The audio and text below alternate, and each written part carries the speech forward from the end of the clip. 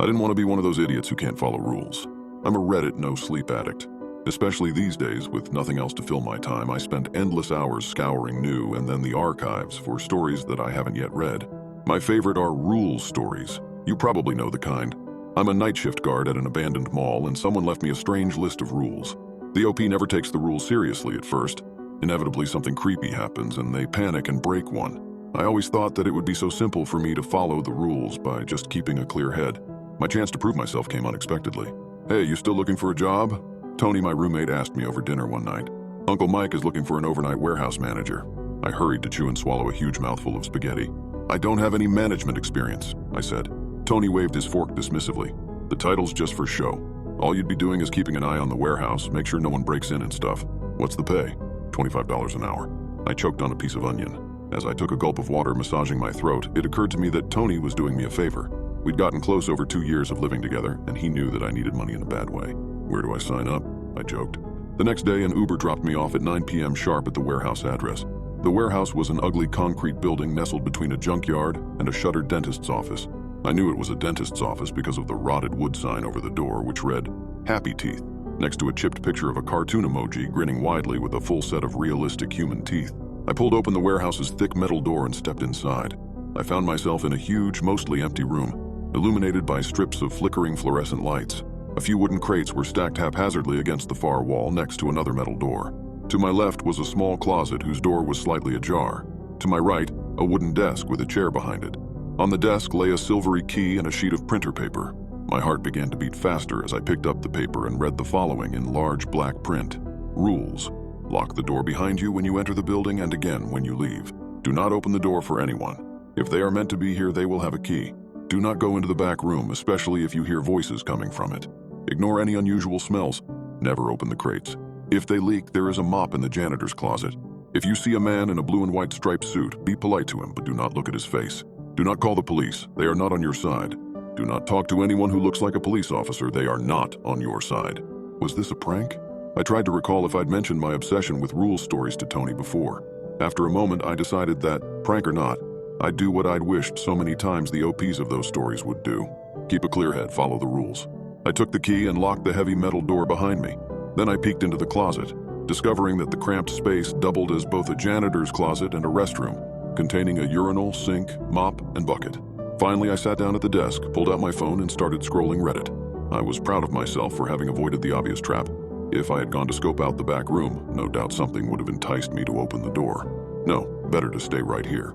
Several hours of doom scrolling later, I was sitting in my chair half dozing when a rattling sound startled me awake. I checked my phone. 1 a.m. I heard the rattling again coming from the front door. Someone was trying the door handle. I held my breath, staring at the jiggling handle. It occurred to me that there were no windows in the entire warehouse. No one could see in, and I couldn't see out. After a few seconds, the door handle stilled. Boom! The entire door shook as if someone or something had struck it with tremendous force.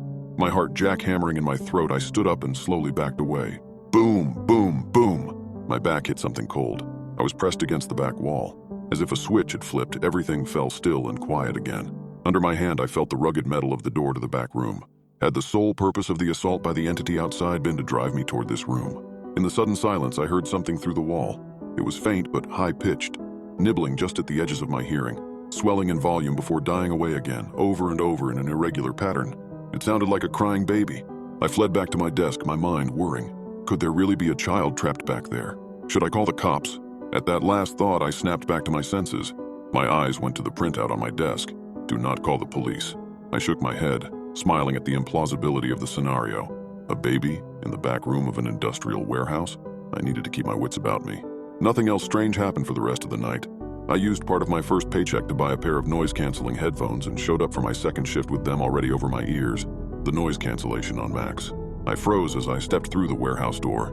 The air smelled wrong. It was coppery, like an old penny, with an unpleasant undertone that reminded me of a sewer leak, a mix of filth and decay. Coughing, I turned and locked the door. As I turned back around, something caught my eye. The crates at the back of the warehouse were sitting in what looked like a pool of tar. Swallowing down a vague feeling of unease, I went to fetch the mop. The tar-colored substance, when I mopped it up, was gloopy like day-old gravy. The coppery smell floated around me so strong that it almost felt like a physical thing, a mist that saturated my nostrils, my clothes, my lungs with every shallow breath I drew. Something touched the back of my head and my headphones slid off. I spun around, sloshing dirty water everywhere. A man stood a few feet away with my headphones in his hand. He wore a gaudy suit with cream white and baby blue stripes. A gold bow tie sat crooked against a stiff white collar, and his face, I dropped my gaze to the floor, trying to forget my brief impression of his glittering eyes and pale lips.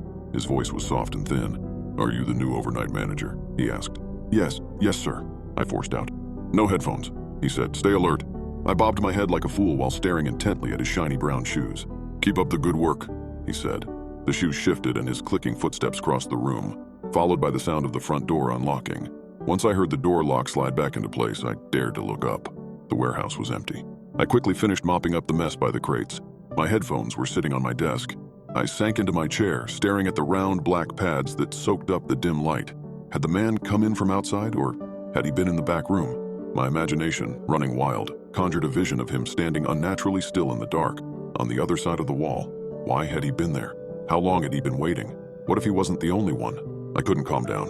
I played on my phone, paced the floor, tried to nap, but no matter what I did, it felt like 1,000 glittering eyes were boring into my back. I needed to see what was in the back room. I read and reread the rules. Do not go into the back room, especially if you hear voices coming from it. I wouldn't go in, I reasoned. I'd listen for voices, then open the door and take a peek. Just a peek to make sure I was alone. I apprehensively approached the back door, noting how solid it looked, how thick the hinges were. I pressed my ear to the cool metal and closed my eyes. I was greeted by silence, broken only by my shaky breathing. Before I could lose my nerve, I yanked the door open. On the other side was a completely bare concrete room lit by a naked light bulb dangling from the ceiling. I stared and stared, embarrassment and relief alternately washing over me in waves. Boom. I whipped around.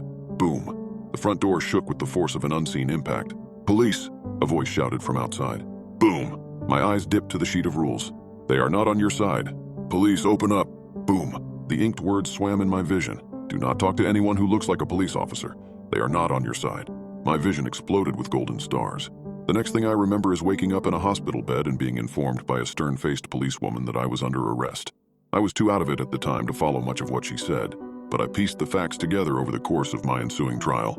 I had been unwittingly recruited by a criminal organization. The police had been after the big boss, the man in the blue and white suit, when they blew the door to the warehouse with me inside.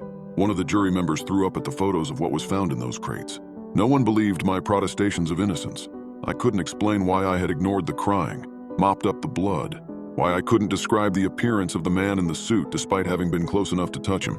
I got 40 years without parole. My life is over, but let me leave you with this warning, in case I might save yours. If you find a strange set of rules, don't follow them.